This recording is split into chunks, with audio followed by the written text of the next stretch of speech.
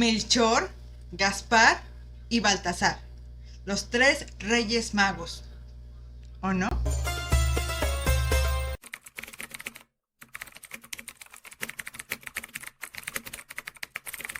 Hola, ¿qué tal amigos? Bienvenidos nuevamente a este canal. Mi nombre es Norma Lilia y como puedes ver, hoy vamos a hablar sobre los Reyes Magos. Lo primero que tenemos que tener en cuenta es que el Evangelio de Mateo no habla de que fuesen tres, ni que fuesen reyes, ni tampoco magos. ¿Qué? ¿Cómo que no? Al menos no en el sentido que nosotros entendemos por magos. Es decir, no hacían trucos de magia. Y es que Mateo no habla de que fuesen tres, sino simplemente los menciona como unos magos que vinieron de Oriente. Y por lo mismo de que no se les llama reyes, no debemos de imaginarlos como monarcas de algún lugar. Para poder identificar a estos personajes, debemos despojarnos de tradiciones y conceptos que ya hemos recibido en nuestra cultura actual. Por ejemplo, los nombres que te mencioné al principio de este video probablemente derivan del Evangelio armenio de la infancia, el cual data de alrededor del 500 después de Cristo. Y en él se mencionan los nombres de Melchor, Gaspar y Baltasar. Incluso se han descubierto algunas pinturas en las cuales son representados estos reyes magos, pero como te digo, son muy posteriores. Entonces, contamos solamente con 3 pistas para poder identificar a estos personajes. Eran de Oriente, vinieron a rendir homenaje al seguir una estrella, y 3 traían regalos, los cuales son mencionados en el texto como oro, incienso y mirra. Entonces vamos a analizar un poco de estas pistas. Número 1. Eran de Oriente. Sabiendo que eran de Oriente, algunos estudiosos han propuesto que se trataba de astrólogos provenientes de Babilonia. Otros han planteado que se trataba de sacerdotes zoroastrianos de Persia. E incluso algunos han postulado que se trataba de sabios provenientes de China, algo que la mayoría de eruditos rechazan. Eso. Para entender mejor este detalle, debemos de acercarnos a los vocablos y términos que utiliza el texto y situarnos también en el contexto, como mi canal, en contexto. Por cierto, ¿ya te suscribiste? La palabra que utiliza el Evangelio de Mateo es la siguiente, magoi. Y esta palabra en realidad podría significar diferentes cosas. Heródoto registra que los magos eran una de las antiguas tribus de los Medas. En la inscripción de Behistún, el rey Darío afirma que un hombre de la tribu de los magos, llamado Guamata, se hizo pasar por Smerdis, el hermano del rey Cambises, y tomó el trono. La palabra magoi también podría referirse a una clase de sacerdotes persas que eran muy apreciados por la élite sacerdotal de Persia. Jenofonte señala que Ciro el Grande usaría estos magos para ofrecer sacrificios a los dioses antes de sus batallas. El filósofo judío Filón de Alejandría escribió en el siglo I lo siguiente: entre los persas está el cuerpo de los magos, quienes, investigando las obras de la naturaleza con el propósito de familiarizarse con la verdad, hacen en su tiempo libre iniciarse a ellos mismos e iniciar a otros en las virtudes divinas con explicaciones muy claras. Este término, magoi, fue adaptado en el mundo griego para designar a los sabios, teólogos, astrólogos de diversas procedencia oriental.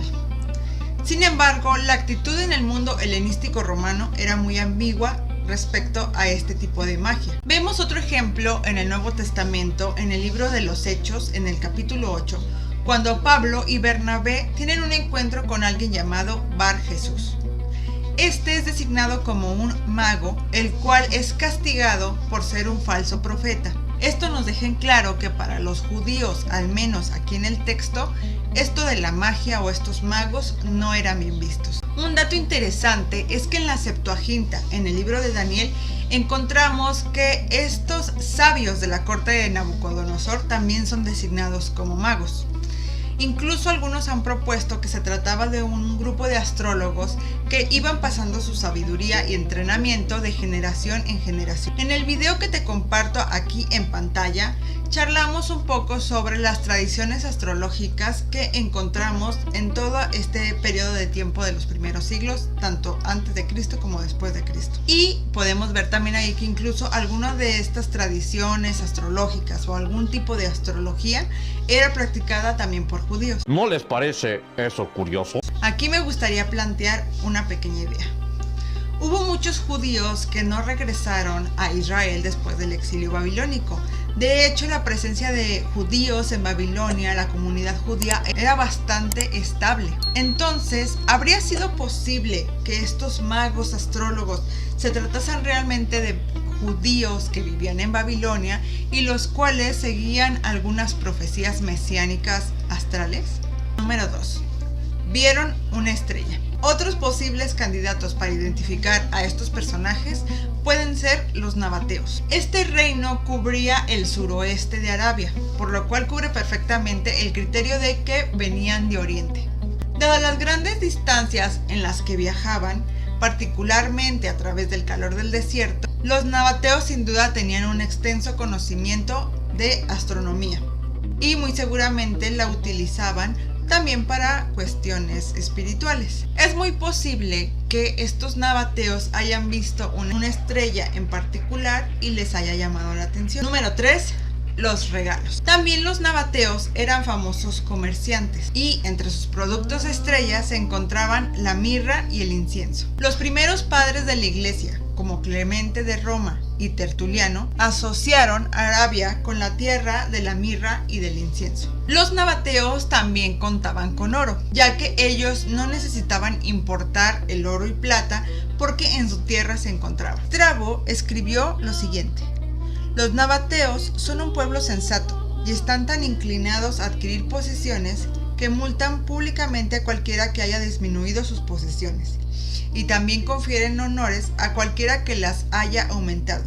Algunas cosas son importadas en su totalidad de otros países, pero otros no del todo, especialmente en el caso de los que son productos autóctonos, como por ejemplo el oro y la plata, y la mayor parte de los aromáticos, mientras que el latón y el hierro, como también las vertiduras de púrpura, el citrax, el azafrán, la costería, los repujados, pinturas y moldeadas, no se producen en su país. Aquí en pantalla te muestro cómo pudieron haberse visto los presentes de estos magos. Las imágenes pertenecen a artefactos arqueológicos encontrados en la ciudad de Petra y pertenecen al primer siglo de nuestra era. Ahora, ¿es posible que este relato se trate de hechos históricos y literales? Obviamente el consenso académico está dividido.